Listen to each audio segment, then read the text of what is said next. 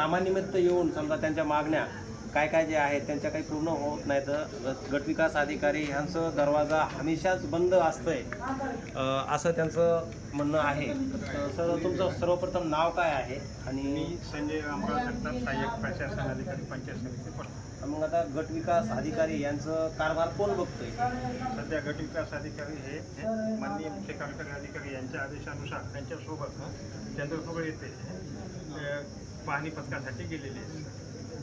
तर हे गावोगावी कोल्हापूर तालुक्यातील सर्व काही आष्टी असेल, गोळेगाव, चांगतपुरी, कोकाटे, हातगाव, बरेचसे वायगाव, श्रेष्ठी बरेचसे लोक ग्रामस्था इथे येऊन बसत आहेत. त्यांचा कारभार कोण बघतंय? आज रोजी कुलूप लावलेला दिसतोय. कोणाकडे बीडीओचा कारभार कोणाकडे आहे? सध्या बीडीओ साहेब हे शासकीय कामकाजासाठी ते चंद्रपूर येथे गेलेले आहेत आणि शासकीय कामकाज असल्यामुळे त्यांची म्हणजे प्रतिनियुक्ती म्हणा नियुक्ती आदेश जिल्हा स्तरावर निघत नाही. शिवसाहेबांसोबत कोणाकडे चार्ज द्यावा लागत असेल ना, आता कोणीतरी हे काम बघायला पाहिजे. हे आता ग्रामीण लोक आहेत, उन्हातानाचं एवढं समजा हे करून घेतात. नियमानुसार ना जर ते रंजेवर किंवा कुठे गेले असतील ना, हे शासकीय कामकाज असल्यामुळे वरिष्ठ कार्यालय इथे दुसऱ्या गटविकास अधिकारी यांची नियुक्ती करत नाही.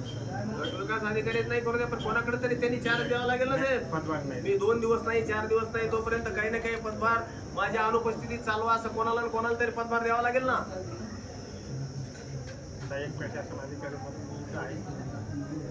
तुम्हाला दिलंय का त्यांनी काय इन्चार्ज माझं मी येईपर्यंत कारभार पहा असं काही दिलंय का पत्र?